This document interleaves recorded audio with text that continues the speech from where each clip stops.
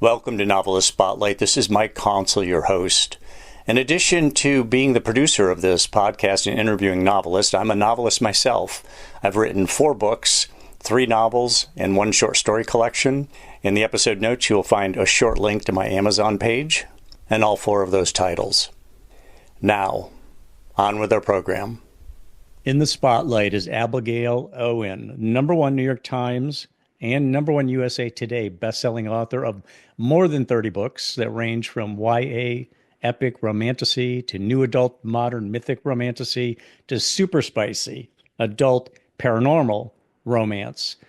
Abigail Owen is really emblematic of the kind of successful and interesting novelist we have on Novelist Spotlight. So I encourage all of you to subscribe to the program and remember to click on the bell so you're alerted to each new episode.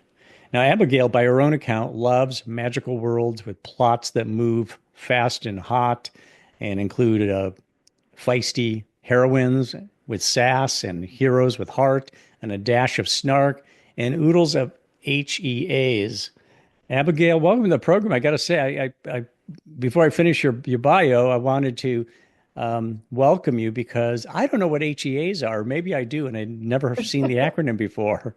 Yeah, it's a very common one. First of all, thank you so much for having me. I really appreciate it. Sure. I'm looking forward to talking with you. Yeah, HEA, happily ever afters. So Okay. a very common acronym in the romance genre. Gotcha. Well, yeah, that's the problem. I have no romance in my life, I guess. But so you're of the school of thought that everybody wants a happy ending when it comes to romance. You're not going to have a divorce or a split or a gone forever after. People want a happy ending, correct? Yeah, I would say so in a more traditional romance setting. I think there's definitely a place for those romances that are more tragic out there. Obviously, they're, I think, pretty popular too. But for me, at least, I like the more traditional romances that end with that happy ever after. It's kind of especially in this world where happy is not guaranteed, and in fact, frequently for some people, just not something that's even reached. I like having a guaranteed happy. I gotcha. I gotcha. A lot of people do. That's clear to me. I'm one of those open-ending guys a lot of the time. Like, let me interpret what happened from here. That I can definitely do, the open endings, because you can kind of put your own spin on it, your personal, like, this is where I hope they ended up. Yeah, I like to be a co-creator. So Yeah.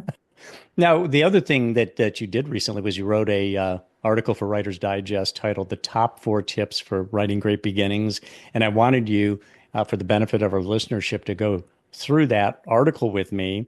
But prior to doing that, I did want to finish some points about your bio.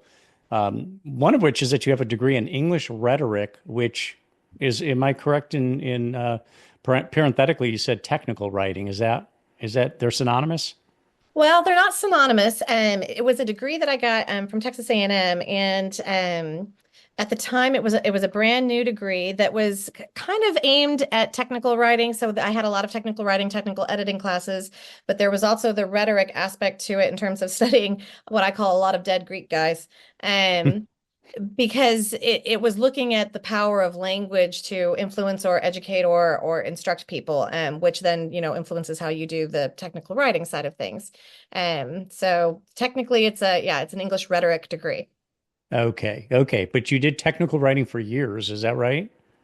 No, I ended up getting the degree and doing an internship with it, and but not getting any official degree or any official jobs in the technical writing space. I used it in my jobs a lot because I ended up in the tech industry, but I was a business analyst, so I went the opposite way with numbers and I spreadsheets. see. Okay, because And it does then say, yeah, more than 15 years you were in various tech and business related various tech and roles. business, yeah, all in the business analyst, and well, and also in like HTML and kind of I was in like a website startup um in the late 90s, early 2000s, before they had that tech bubble bust. So yeah, kind of all over in tech, and I used the technical writing stuff to write a lot of manuals for what I did as a position, but not actually in any official technical writing jobs. Interesting, but I was going to say that wow, technical writing is such a departure from creative fiction writing. But you weren't actually swimming in that sterile language. I was thinking maybe you were, and it drove you to write fiction just to get your yayas out. But I was always a fiction writer. I didn't think I could make money. I didn't think it was a practical way to support myself. And I will say that through the years, it took a long time to get my writing to a point where it could have supported me in any way, shape, or form. Um, so from a practical standpoint, for me personally, at least, that ended up actually being pretty true. So yeah, it was like my way of being able to say, let's take words and make it practical. I get it. Okay. So you're in Austin, Texas now with Yes. a husband and teenage children. Yep. And are you a Texan from birth? Not from birth. I was born in Colorado actually, but my dad's side of the family is from Texas way, way back several generations. And then my mom's side of the family is from the East Coast actually. So you went to A&M, you're an Aggie. Yeah. Um, Big 'em. and the choice of A&M came about for what reason? I'm a fourth generation Aggie. So it Okay. goes back all the way to my great grandfather who was class of 1912. Then you went to get your MBA at Cal State, Mhm. Sacramento, Cal State University, Sacramento. What your MBA was emphasis on marketing or on finance? So we didn't have an emphasis. It was an EMBA, so more on the executive management side of things. And I got it because I was the tech area that I was working at the time was for Intel, and because I Mm, didn't have a business degree, I was doing so much business related things, I felt like I needed to add the business degree to it. And I loved getting my MBA. It was one of my favorite things I've kind of done in my life. But what I learned was that I think I was about 6 or 7 years into my working at Intel at that point when I got the MBA, and I realized that 6 or 7 years of working at Intel really was a practical MBA. I'm sure. I mean, Intel was a powerhouse at the time, right? I mean, today it's struggling and it's got some other chip makers that are eating its lunch. Yeah, there's always competition coming. I loved working for Intel. I just had a fantastic job doing business analysis, and it was just fascinating to watch them. And I was there like as the cloud was becoming a thing, and watching servers and get Mm. Hmm. yeah. So it was a really, really cool job. So were you there? I don't know how far back you date with Intel, but was Andy Grove the CEO when when you were? I started just after Andy left. So my Okay. first, actually, oh my gosh, I'm going to blank out on his name. First name was Paul. And I can't remember his last name. Yeah, I'm blanking on it too, but okay. No, I remember that. Yeah, he was succeeded by some guy named Paul. Hmm. Um, the other thing about you, okay, wife, mother, you're a Star Wars geek. Oh yeah. You're an ex-competitive skydiver, a Yes. spreadsheet lover. Well, there's the numbers, a Yep. Jeopardy fanatic, organizational guru, and a true classic movie buff, as well as a linguophile, a lover of languages and words, and Hmm. a um, wishful world traveler. But it's also a chocoholic. So, what is it for you, Godiva, or what's the premium chocolate Oh, that you would premium. nibble on? It's probably Cadbury. I like the British chocolates. Cadbury. Okay, there you go. Cadbury it is. I've had some Cadbury. And you mentioned that your husband is swoon worthy, so he's kind of a fictional character I mean, a real and fictional character in your life, maybe. Where Yeah. where did you meet your husband? Was it on a So book cover? no, but he should be. We met actually. We had both just graduated. He also went to Texas A&M, but we didn't meet there. We had both just moved to Austin right out the gate, and happened to end up in a group of lots of recent Texas A&M grads that became a friend group. So we were friends for several years before we started dating, and yeah, I picked a really good one. He's definitely swoon worthy. All right. Good to hear. You just don't hear wives say such nice things about their husband that often, so it's good to hear. Yep. Um, Now, as I said earlier, you wrote an article for Writer's Digest. The title of it is "The Top Four Tips for Writing Great Beginnings," and Writer's Digest subtitled it "Award-winning author Abigail Owen." shares her top 4 tips for writing great beginnings. This is so critical because I think what ends up happening is when people are aspiring novelists, they send their first 10 or 15, 25, 50 pages, whatever the agent, a literary agent, is Mhm. asking for, and you want to knock them on their heels. Yep. And so it's really important to do that. On the flip side of that, I cannot tell you the number of times where I've started reading a novel and thought this is for me. It was just rock and roll in the beginning. Yep. And after those first 25 or 50 pages, it really Fizzled a bit. slumped a lot. Yeah. What happens? I mean, we'll talk about the beginnings, but what do you think happens at that point? Is it just that everybody puts all their elbow grease into those first 50 pages, and after that they kind of go they I'll tell you what I see happening or what I feel happening, Mm. and I wanted your input on this. It feels like it just kind of reverts to the plot, and it's very plot driven, and it's more procedural. It's more place to place to place instead of being writing that is really artistic and really makes the heart soar. Yeah, I think part of it is that, people spend so much time on the beginnings. I would also say that when you go through, like, I've been through so many workshops, so many things on writing that are like they give you the major things that you need to do in each section of the book. Almost all of them from about the 25% mark to about the 75% mark are like just have fun. So like from 25 to 50 is like fun and games, and that's it. There's no other suggestions on what to do. And then from 50 to 75 is like, bad guys close in. And it's like, okay, okay. But again, no more suggestions. Whereas the beginnings and even the end, there's a lot more points that you want to include of like the hook, then the inciting incident, and then they need to have like a rejection of the, premise. And so there's so many more things that are tips to writers of what to include in the beginnings and the ends than there is in the middle. Um, Yeah, I'm sure. Yeah. yeah, and it's why over time I've looked at every plot technique that I can find and put them into a big giant spreadsheet to give me more brainstorming elements to use for those middle pieces. I'm going to read the first paragraph of that article just to set it up before we get into the 4 tips that you've got here. Yeah. And it goes like this. Let's be honest, in this social media driven world where our collective attention spans are getting shorter and shorter, grabbing a reader's attention is getting harder. Or maybe it's more like not losing their attention is getting harder. So, and there you have it. And your first tip is interesting as you say, figure out where to start. One of the things with if you're writing a short story or a novel, whatever it is, there's just an infinite number of ways that you can get things started, the way you can phrase it, or the place that you're going to be, or what have you. So there's just, I mean, you're almost like inundated with this incredible infinite number of possibilities. What is your advice? Figure out where to start. Take it from there, Abby.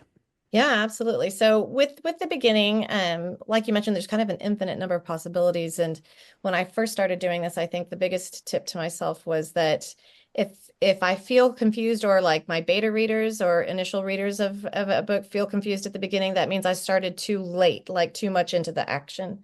And if they're bored or I'm bored, then I'm starting too early, like I'm just giving too much info dump.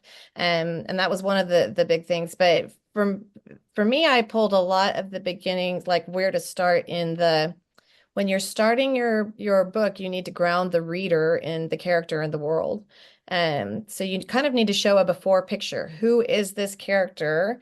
And what is this world where you're starting from? And you've got to be very deliberate with that snapshot. Like, what does this moment say about the character, or, where they're in? Like, you can't just start in a like two best friends in a coffee shop talking. Nobody cares about these characters to care about what they're talking about.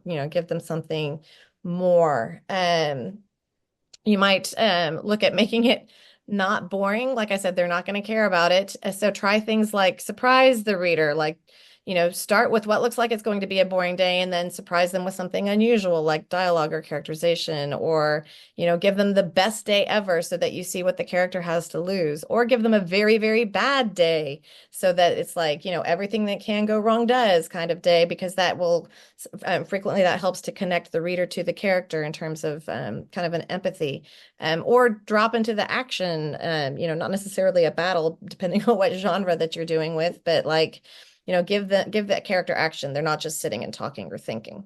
hmm Okay, there's some concrete things to consider right there. So tip number two is connect the main character.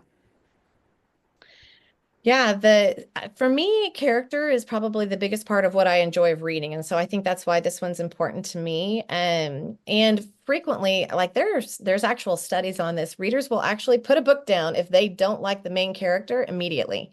And that gets obviously a little trickier if you're actually starting with a main character that's going to have a very big character arc where they grow in some kind of way and do start out unlikable. But you can have a character who's an unlikable person and still have the reader connect to them in some way.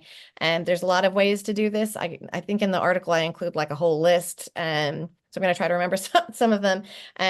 Some of it's like giving the main character a very compelling voice, like their personalities just through dialogue, through short bursts of internal monologue, that kind of thing is big. I can read them off to you. Then Oh the yeah, that would be second one great. is create complex motivation, because I've got the article in front of me. Okay, yeah, yeah. So create complex motivation. Yeah, so that's, give them a motivation that I would say most humans can relate to, something like revenge or self-discovery or, power, that kind of stuff. But it's even better, I find, if you're connecting everything together to, like if their motivation, for instance, conflicts directly with their own personal desires or needs, so you're making it more complicated, exactly, more complex. I mean, obviously, it's in the title. hmm hmm Um, Go And ahead. then you say to give them a fatal flaw, which is interesting. I think it's because perfect people are annoying. Yeah. And so Well, and they're why not would we want to believable, bring are a they? perfect person? They're just not believable and it's not relatable. I think it's why we also get annoyed with like people who only post the perfect pictures of their lives on Instagram and Facebook, and so give them a relatable flaw that, most people are like, yeah, been there, done that, because it immediately creates a connection with the reader of like, yeah, yeah, this is a real person. And it feeds right into the next point you make, which is make them sympathetic, or I suppose you could say empathetic too, depending on whether the reader's got the same flaw or something related to that. So that helps then to connect this fatal flaw can help connect him with the reader in terms of, I feel for this person. Exactly. Yeah, it just gives you a thing. Or even, again, with the perfect characters or the characters that already have all the tools they need to solve the conflict that they're going to be in, that's boring. Like, give them, none of the tools or only one of the tool, and it's not that helpful, that kind of thing. Because I think we've all been in a situation where like, I don't know how to fix this. And so, that Yeah. makes them more relatable.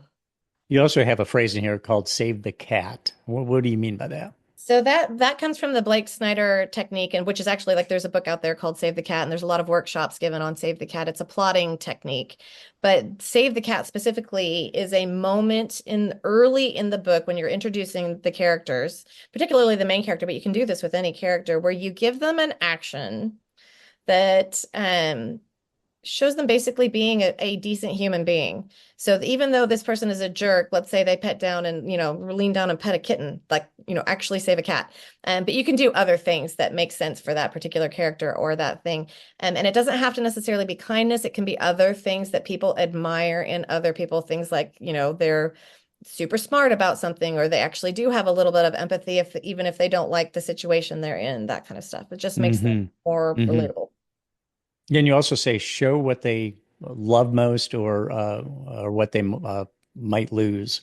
Yeah, that's basically it's the thing you're going to take away from them because that's going to give them the biggest motivation. If you show how much they love this thing first, when you take it away or threaten it, that gives them motivation. And I think a really good example of this is Hunger Games with she shows how much Katniss loves her sister and has been taking care of her sister all along before she threatens that sister with being put into the Hunger Games.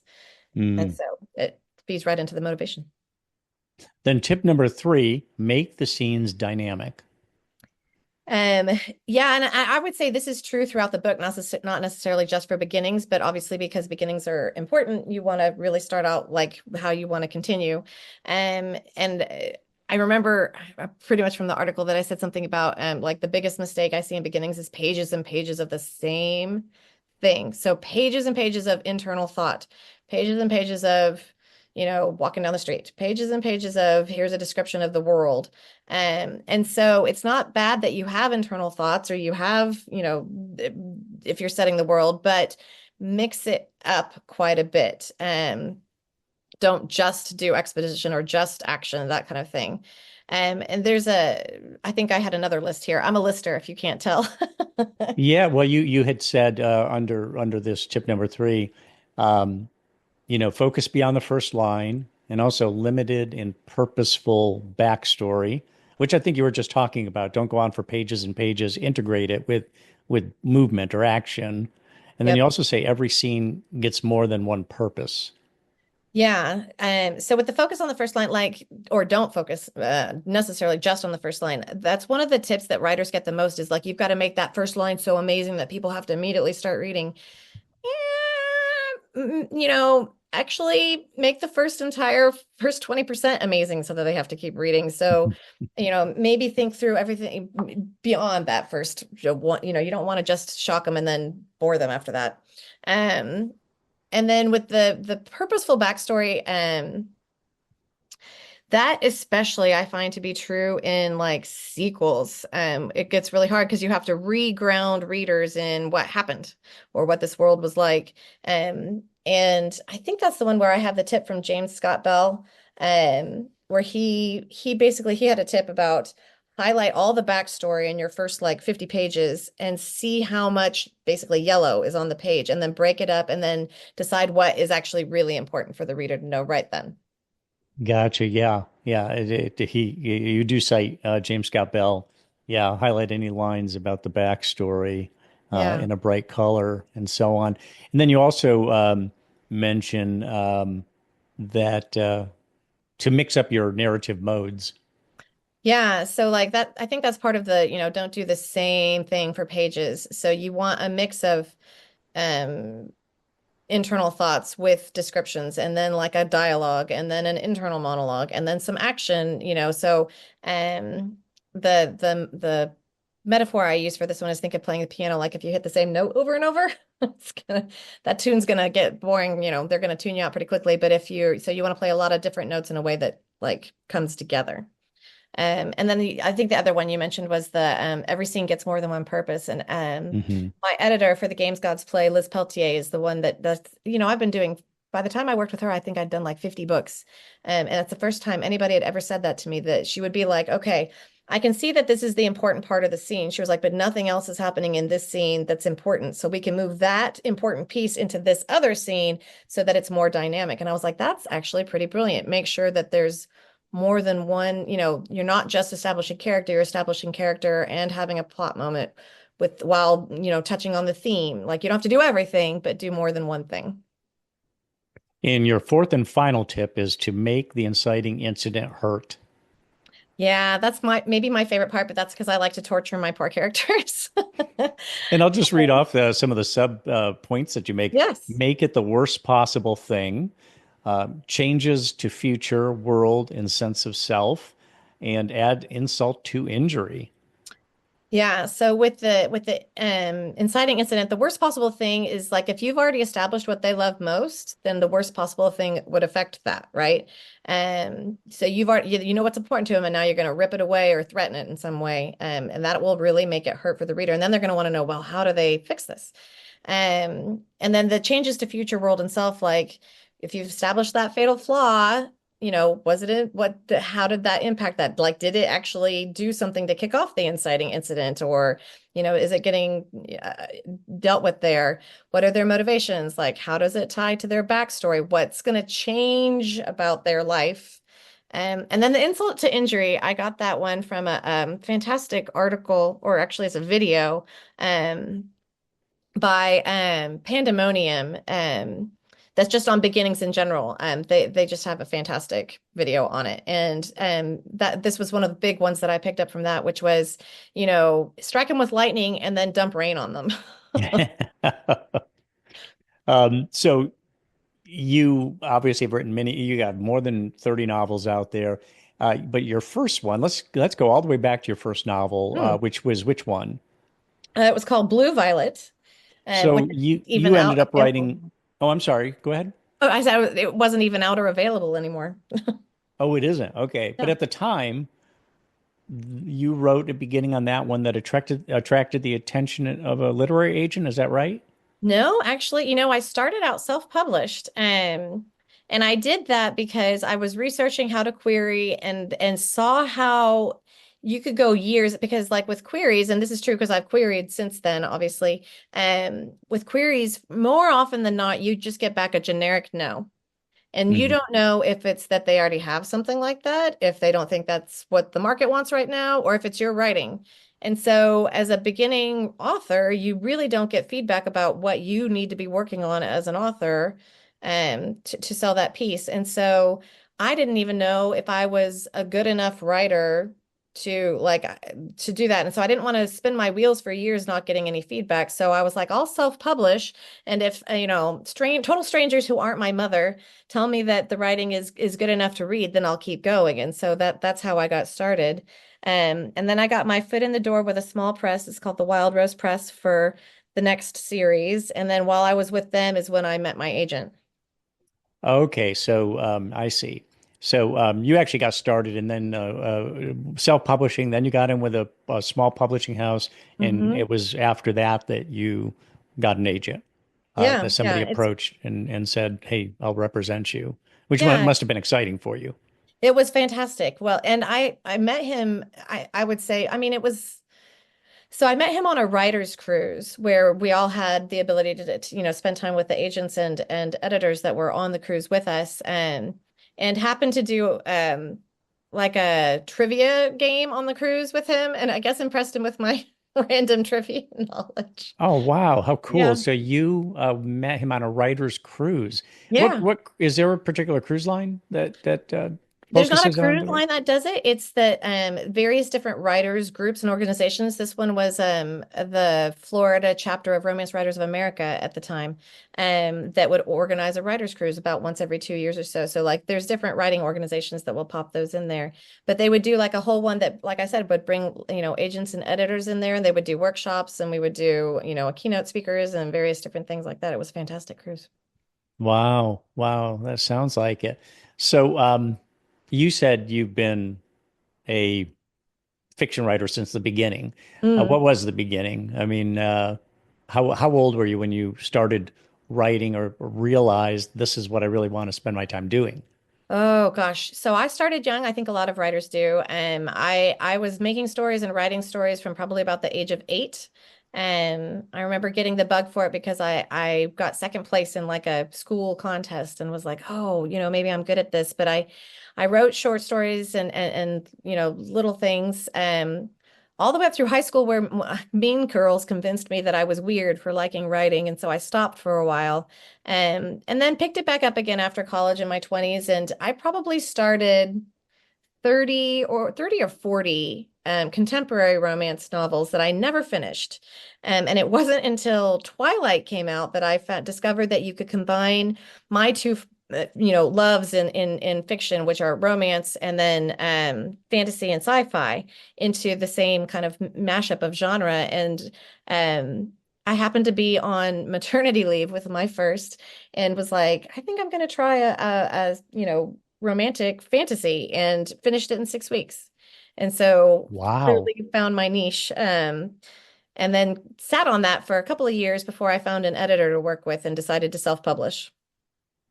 Now, why only 6 weeks? I mean, how were you able to do it that quickly? Was it one of those things where you just found yourself in a channel and it just kind of took off I for think you? so. I think it was a combination of that. It ended up pretty short. I want to say my original first draft ended up somewhere around 40,000 words, so it wasn't a super long.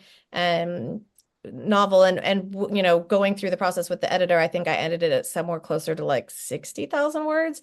But and what's funny to me now about that is that they have to pare me back. Like Games Gods Play, when I first turned it in, was 170,000 words, and I want to say we trimmed about 20,000 words out of it. And but for the first, like, I don't know, 4 to 6 books I wrote, like I've struggled to get above 65,000 words.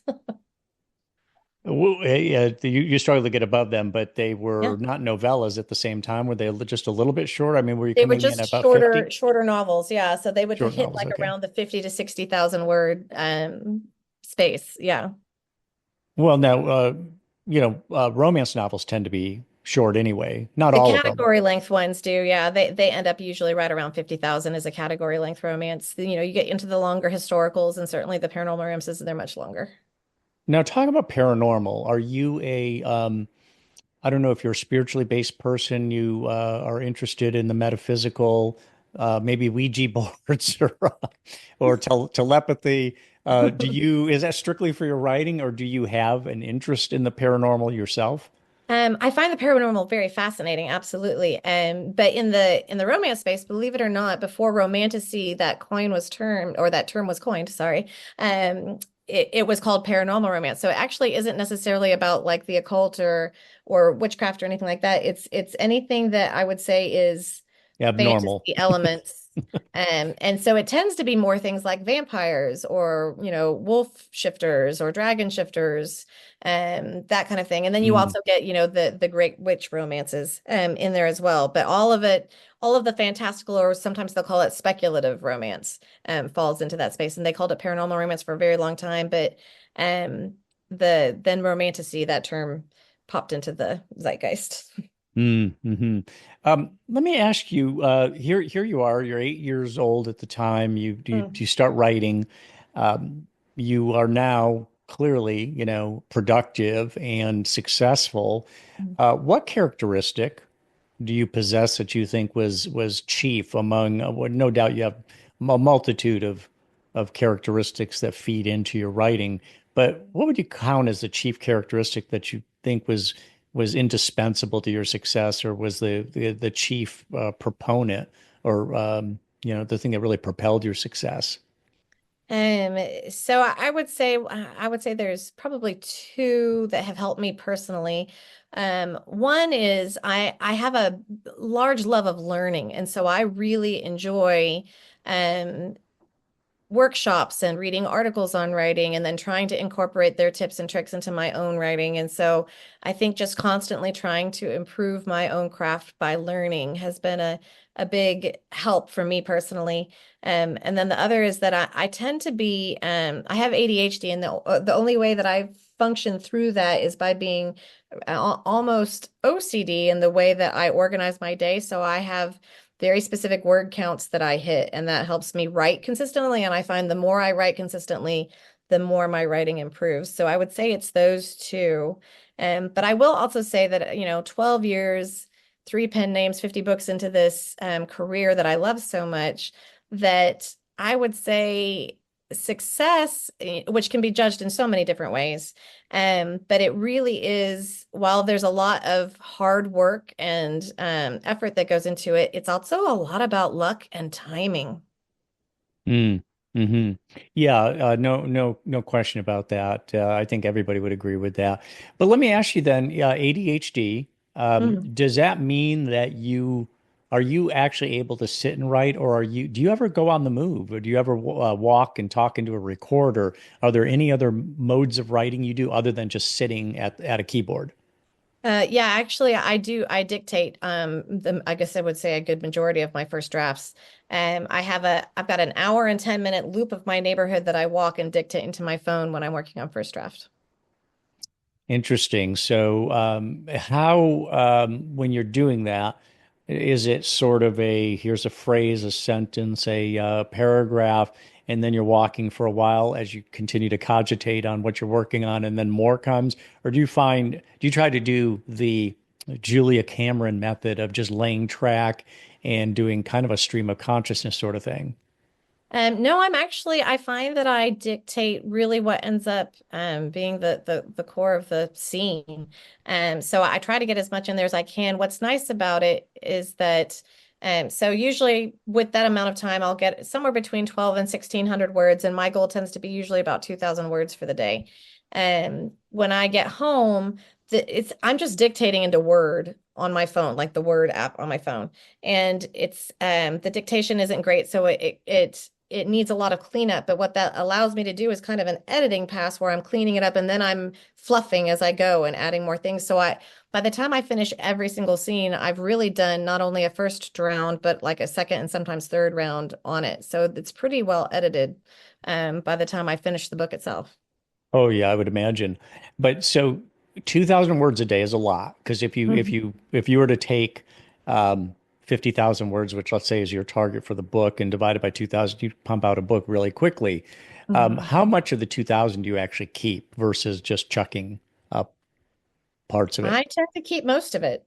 Really? It's That so it's that clean for you as you're working on it. Yes, just really clear. Usually, so like what I'll usually do before I go on my walk is sit down, read the, scene beforehand, and I'll have like a kind of almost like a little bulleted list in my head of like I need to hit these points in the scene. So I have it very clear in my head about what I'm going to do. And then I let the characters kind of take over from there as I walk along. So it's pretty rare that I end up ditching most of that. A lot of that, like I said, they have to trim me back later in edits when I get it to my actual editor. So that's where things get cut. That's where you And do some pruning, okay, yeah, with the assistance of exactly. an But editor. for the most part, it's pretty clear. I will say that I can't dictate the battle scenes or the love scenes because I have to choreograph those too much and have really specific bullet points of what happens when. And so those I can't dictate. I have to sit down and like they has to be in front of me to do those. Interesting. Now, let's talk about your work regimen. You've already indicated some of this, but do you write every day? Not I counting that do. you might get sick or something like that once in a while or have a bad day, but do you generally write every day?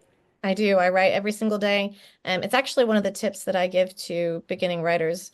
Not necessarily that you have to write every single day, but especially at the beginning, when I wrote my first book, um, and then when I was working on the second book after I'd like edited the first book, I was working on the second book, and I was working full time. My kids were only 2 and 4 years old, and I was getting my MBA at the time, and I thought that would be a fantastic time to write the second book.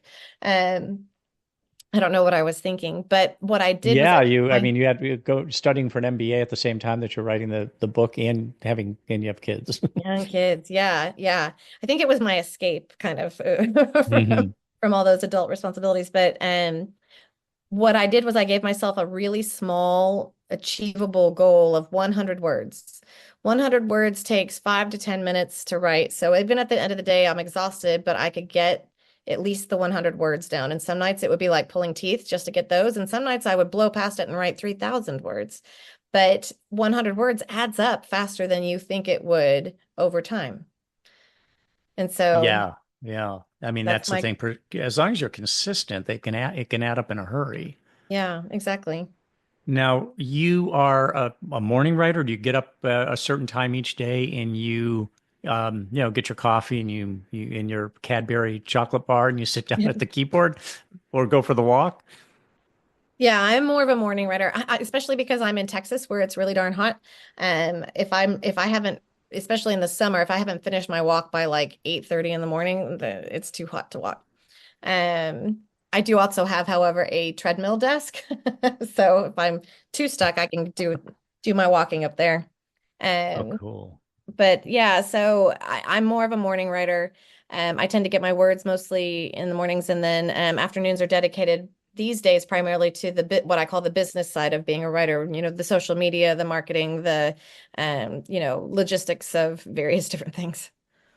So, when you have a 2,000 word goal daily, Hmm. how much time does that usually take you? And if you hit, let's say you have a really productive day where you get to the 2,000 quickly.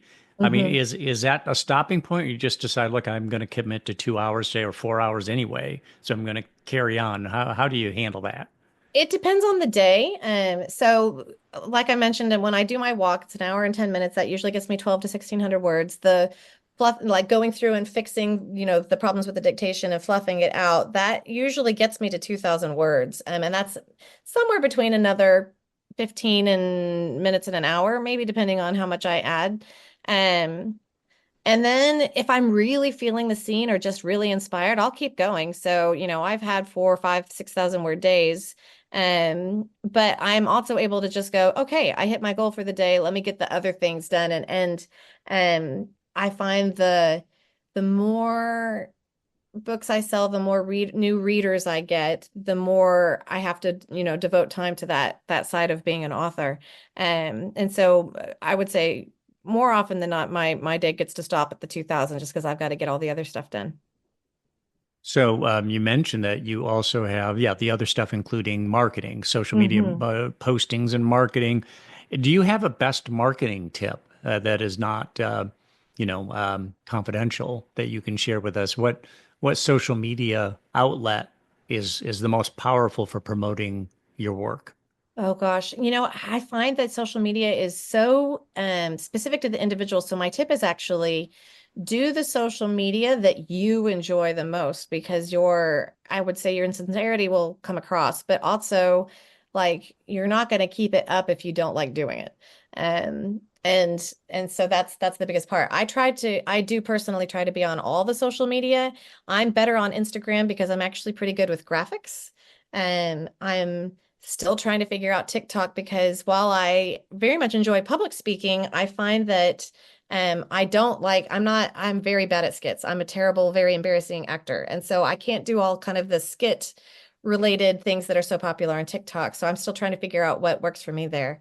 But um, I will also say that one of the best tips I ever got was to build your newsletter because while newsletters seem very old-fashioned because they're email, social media has rises and falls. Like we almost lost TikTok here in January completely. And so, the people that had hundreds of thousands of followers there were suddenly like, oh gosh, where do we go next? Whereas your newsletter, you will always have the people that sign up for your newsletter. And so Gotcha. it's So a consistent base. the when you're talking about the skits, Mm.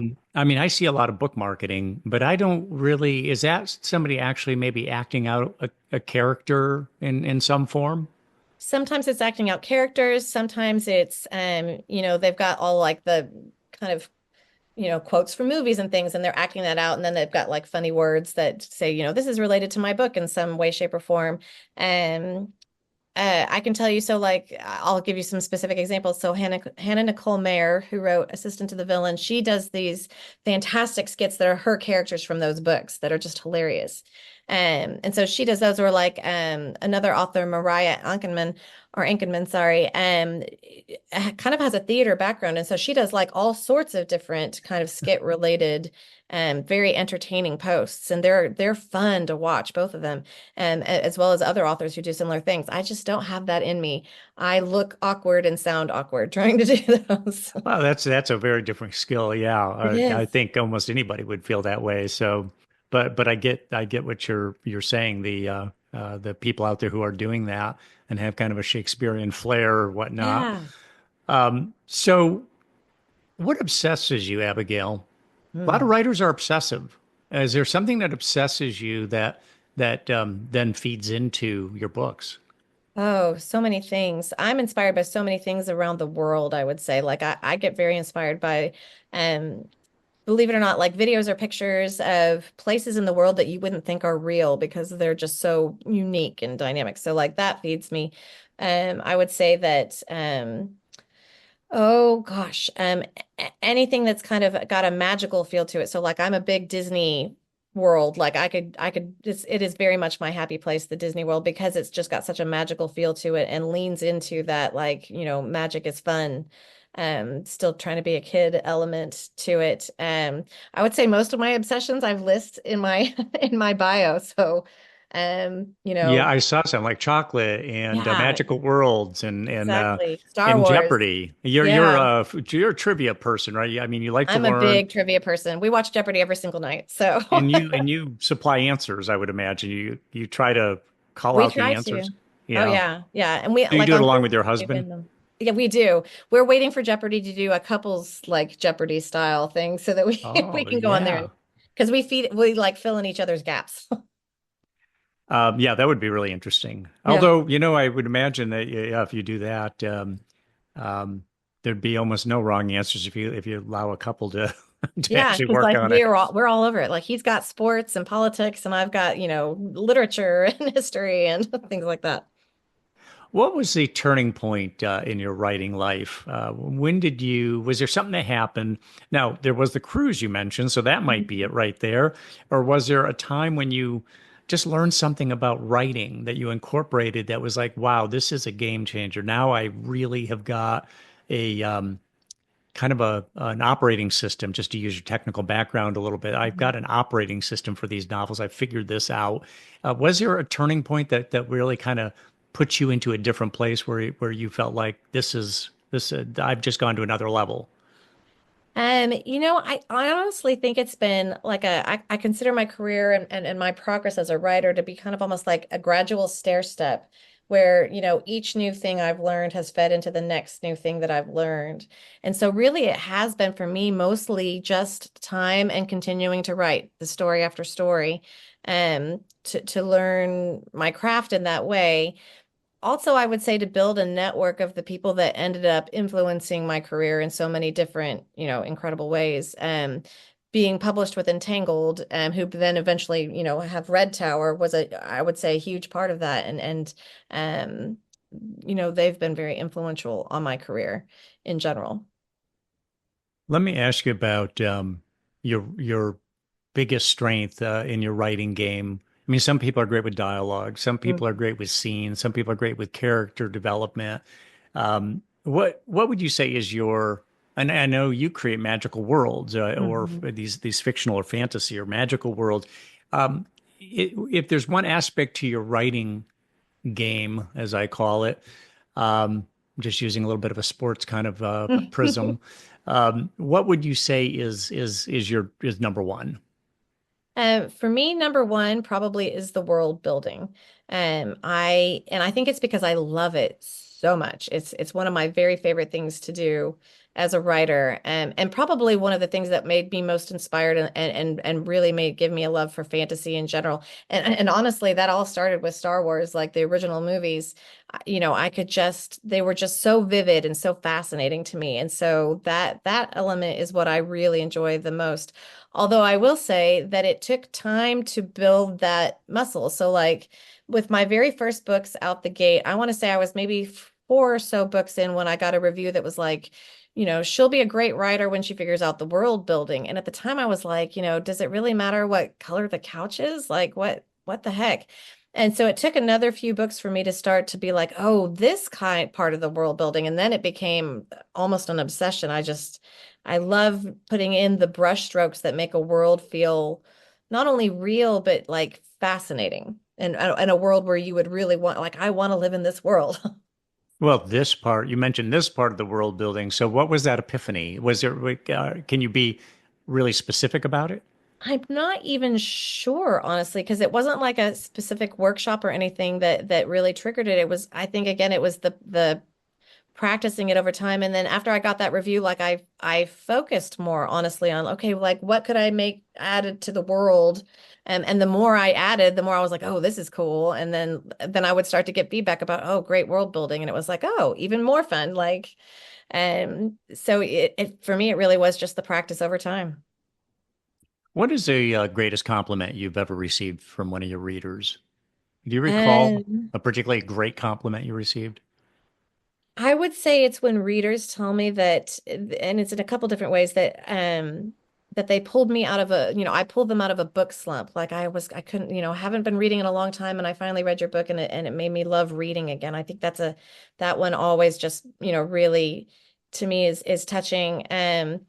Especially recently, with my character of Lyra in the Games Gods Play, while I don't say specifically that she is ADHD or autistic, she's very much based on both me and my daughter, and we're both diagnosed both ADHD and autistic, and so a lot more of mine and Val's, both of our quirks into that character, and so I get I get a lot of ADHD and autistic readers who were like, I see so much of myself in this character, and it was so great to, where the book itself isn't focused on them being an ADHD autistic character. There's just, this is how a character like that would navigate this world. And so I think to me that's being able to connect with other readers who live in that space also has also been just a huge compliment. Boy, pulling somebody out of a book slump, that is huge. That's quite a credit. What about the emotional rewards of writing? What for you? Because writing is difficult. I mean, anybody who sat down, I mean, everybody, I have said over the years, everybody feels like they have a book in them someday. There's a book they're going Mm, to write until they sit down and try to write even a few sentences. And then yeah. it's like, I have no idea what to do. This is not for me. I'd rather Yep. be eating chocolate or whatever. Um, and yet, you do this daily. When you finish a product, when you finish a book, or just have a great day writing, emotionally, what's the reward? Um, I think it really is just the dopamine hit that you get from doing something that you love this much. Like this really is such a huge passion. I'm very blessed to be able to do this every single day and then get to talk to people who also love, this space of romantasy, reading it or writing it. So that there's that dopamine hit of that. But I would say for me, finishing the book is probably one of the biggest dopamine hits that I get just because I liken it to running a marathon. Like, and the first time you finally run one, you're like, okay, and now I can run some more. But it still takes like that's a monumental amount of effort that goes into being able to do that. And so finishing the book is probably the bigger dopamine hit, even more so than releasing the book, believe it or not, even though that's fantastic and amazing. And just to see it on bookshelves is like still the best thing ever. But being able to finish it is just like, I did it. I did it again. Look, I actually still figured this out. Well, now, does writing as you do, which is very consistent and daily, you're very committed, does it help manage your ADHD? I find that it does for me, at least, just having that very specific goal in mind. And I tend to, the way I manage my ADHD is with lots and lots of lists, lots and lots of notes. And then, yeah, just kind of almost a regimented approach to my daily life of like, here's what I'm going to get done today.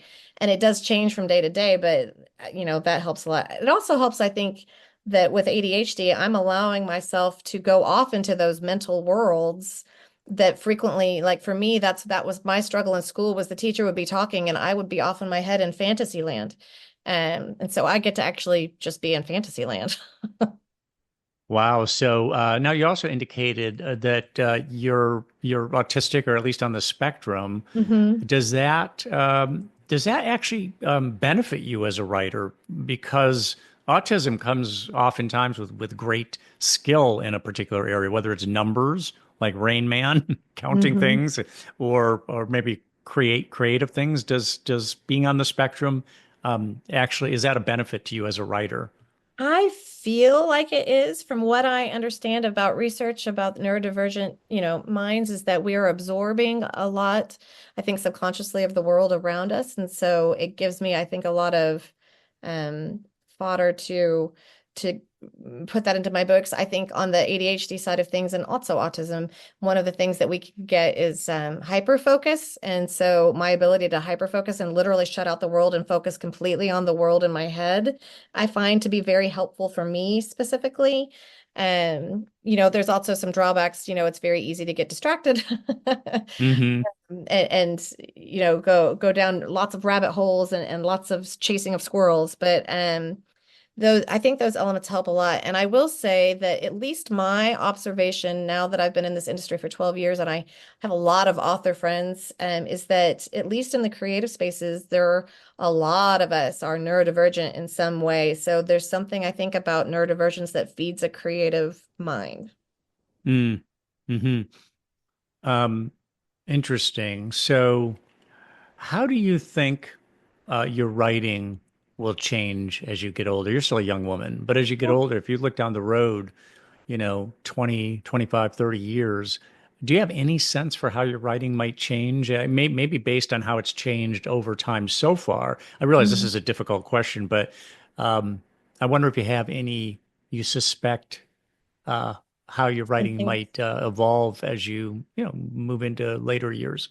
Well, I can definitely see because like a lot of my own life personal experiences feed into situations that I put my characters in or the way that they react to them or, how they're approaching them. So for instance, when my kids were much younger, there was a lot more, I would say, funny moments from somebody who had young kids that fed into, those things. Or, I'm very protective of children and animals in my books. And I think that came from being a mom. So, as my kids, go out into the world and eventually, I've got, grandkids and those life experience was, I think will certainly inform how I approach storytelling in different ways. I I would say that like I said, one of my favorite parts of being a writer is just kind of a lifelong love of learning. So I hope that I continue to improve my craft and challenge myself to always be trying something different and something new for me at least. And try to do the stories that scare me the most because those end up usually being the most rewarding. Let me ask you about if you can talk about it. What are you working on now? Can you give us some? I'm sure you've always got a novel going. Always. What can you tell us about what you're working on now? Working on a couple different things right now. I just finished the first draft of book 2 in Games God's Play, and so that's with my editor. So I'm waiting on the first kind of big round of edits from them on that any day now. And so while I'm waiting for that, I'm working on a short story that will be kind of a prequel to my Dominions series. I like to kind of return in small bursts to some of the worlds that I've created in the past and bring readers, here's a little extra side story. So I've got one of those going. And then I'm brainstorming at the moment, kind of the next project, because like I've got games is going to be a trilogy. So I've got one more book to write in that space that I'll probably start this summer. And then I have some spin-off ideas that I want to do with that, but I also like to tend to have lots of new projects going. So I'm brainstorming. I've got, I don't know, probably 4 or 5 things that I'm about to pitch my editor.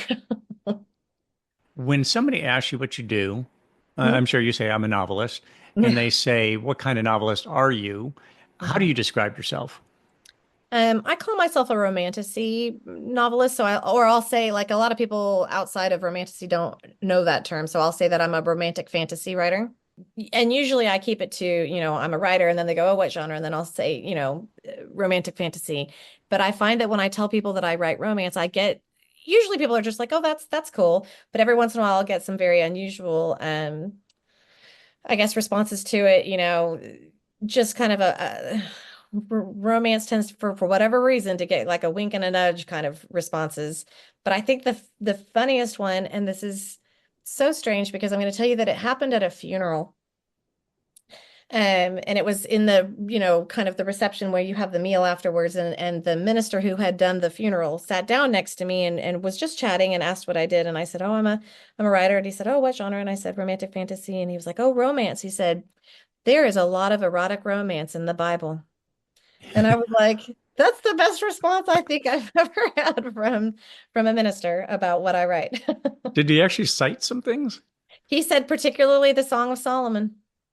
Okay, huh, interesting. Yep. So, have you pulled any scenes or books from the Bible?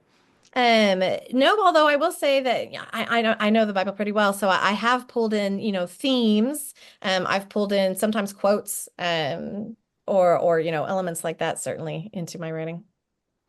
So I wanted to ask you about you're committed to your genre or Mhm. genres, depending, or subgenres. Any chance that you'll venture into other genres or do something markedly different, or do you feel like that's your channel and there's no end to the amount of exploration and writing you can do right there? It's funny because the reason I have 3 pen names is because I write 2 other subgenres of romance in the contemporary space. And and I think I would honestly write every subgenre of romance out there, historical and steampunk and all of them if I had the time. The reason I now focus entirely on my Abigail Owen pen name is because I found that I ran out of time, and especially in the romance genre, the readers are voracious, which is awesome, and I'm one of them, so I know exactly why and how. But it means that really we have to be getting out a bare minimum of 2 books a year just to keep up with the readers, or they kind of forget us. Um, which is very different from other, I would say, fiction genres where they can go longer between books. Hmm. And for that reason, with 3 pen names, I was having to do a bare minimum of 6 books a year. That's a lot. And it was a lot. And I was at that time I was writing 4,000 words a day just to keep up with it. And it burnt me out really badly. Um, and so I was like, okay, I've got to dial it back and write, basically pick the one I like the best. And the romantasy space has always been my favorite. So especially with all the world building I get to do in that area, it was like that's what I'll focus on. Um, but You yeah. mentioned super spicy in your bio. Mhm. Does romantasy generally have sex scenes, love scenes? For the most part, I would say it does. I would say you really get kind of a range of spice across anything that has romance in it. So you can have, kind of the super sweet where there is no love scene, or if there is, it's off page. We call it closed door love scenes. But and then you can get the, super, super, super spicy, which really moves more into the erotica space. Also in the genre of if you get into like Omega verse, for instance, and you'll have to look that one up. But and I tend to fall somewhere in between. To me, the love scenes are very much an element of the connection that's happening with the characters, with the 2 main characters, and furthering their relationship in very specific ways. So for me, it's more about the development of the relationship than it is necessarily about the spice itself. Okay, so you also mentioned that you're a true classic movie buff, which I mentioned at the top. Yeah. Have you pulled stuff from movies in terms of, I mean, have they been inspirational for some of your stories?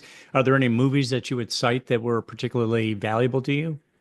So I think storytelling in all its forms just is has always been huge for me. And the reason I say a true classic movie buff is because so many people are like, you know, Ferris Bueller's a classic, and I'm like, no, it's not. When I say But you're thinking classic like movies, I'm talking Casablanca like or 1930s classic movies, 1940s. Those are classics. Maybe it's because I don't want to age myself and date myself, but so I love movies all the way back to the beginning of movies. So for me, it's more about the storytelling. I try to make sure that I don't incorporate stories that I've already seen or read into my books in any way, shape, or form, that I'm always doing something that's entirely me. Mhm. But for me, I'm just inspired by storytelling in general. Everything from fairy tales to, full on dramas. I, for, and while I would not say that it's a classic, apparently it should be. I mean, it is a classic. So Star Wars, like I said, has always been a major inspiration for me. I think that um, that series of movies really just captured an entire generation's imagination and generations since. Yeah, no, it definitely had staying power. Yeah. Um, the other thing I wanted to ask you about before I let you go had to do with you used to be a competitive skydiver. Talk about the sensation. Most people will not jump out of an airplane. That's a very scary proposition for most people. I've never done it, even though I threaten to do it every once in a while. What is the sensation of falling from a plane? What do you feel when you're falling? I So mean, do it's you not. actually feel like you're falling or not? You don't, because so it's not like that like roller coaster feel to it at all, like dropping in an elevator, because first of all, when you're leaving the plane, you've got the forward momentum of the plane. There's a physics to it. So you actually kind of fall forward as you fall down. And so there's not like a drop. Hmm. And then once you're in the air and away from the plane, you're not falling relative to anything going past you. So it doesn't feel like falling. It's not that it feels like floating either. I will say it's just very, very, very windy. But until you get closer to the ground, it just looks like you're kind of hovering over a map in lots of wind. And really, and then, when you get closer to the ground, there's this thing called ground rush, which is like you can feel the ground kind of coming up at you. And that's when that feels more like falling, I would say. But it's one of the best things I feel like I ever did. Just I recommend everybody skydive at least once just for the experience. It's amazing. Why do you say it's one of the best things you've done? I think it just gave me, believe it or not, a certain sense of confidence because I jumped for years, hundreds and hundreds of jumps. I was not, I would say, like I put competitive skydiver in there because I did competitions for years. I was certainly not top tier, like up there with, the Golden Knights or Arizona Airspeed. Like they're amazing, and I was not that level, but like it just gave me, I think that experience of doing something that takes a certain amount of skill and also a certain amount of guts. Maybe it just gave me like a certain amount of confidence that I had lacked up until that point. It just gave me such a different perspective on the world, having that experience. And were you headed for a target? Is that what the competitive part? You had to hit a target No, on the although that ground? is one of the competitions is landing accuracy. My competition was it was formation skydiving, which doesn't mean that you're making like pretty formations. It's that they have a specific set of formations for the season that you and your team members, I did what's called four-way. So I had me and three other folks would jump from the plane together, and then you're timed from the second you leave the plane, for 1 minute usually, of falling to do the formations that they draw from a hat. So they draw, say, 3 or 4 formations, and you do those 3 or 4 in the order that they drew them over and over and over again in the minute. And each formation is a point. So you want to get as many points as possible. Interesting. One more question for you, and that has to do with no doubt you have seen that so many writers now, with streaming services like Netflix and Prime Video, so many authors, so many books have been turned into TV series or Mhm. movies. Have you had any inquiries along those lines? Is your agent working on such things? And beyond that, even what have you watched on, say, Netflix or Prime Video that falls into your genre that you thought was well done? Yeah, good question. Like, it would be incredible to see some of my work go into TV or movie. Like that's, believe me, like a pinnacle dream come true thing for me for certain. I have had inquiries. I've had some nibbles and talked to various different people from various different I would say media platforms. So far as I'm aware, we're not into any, specific negotiations. But again, that would be amazing. Um, because I watch a ton of stuff, I would say there's what I've loved is seeing so many more fantasy series come out, and I think certainly Game of Thrones set the tone for that in a very big way. But because technology has allowed us to do all of these incredible things from a visual standpoint, that's really amazing. And I love the streaming element of it because I think, especially in the fantasy world with these books that are multiple books, that by being able to do it in a series rather than a movie, you get to explore so much of that, more of that world than you would necessarily with movie. So it's been fantastic to see, like, the Wheel of Time and the, Shadow and Bone. And I know that they just picked up Quicksilver. I think I saw that announcement. I'd love to see Fourth Wing come out. That'll be amazing. It's I think such a fun time in the TV and movie space right now in the fantasy. Mhm. Yeah, yeah. Well, Abigail Owen, thank you so much for coming on the program. Appreciate your time and your insights. Oh, thank you so much for having me, but this has been lovely.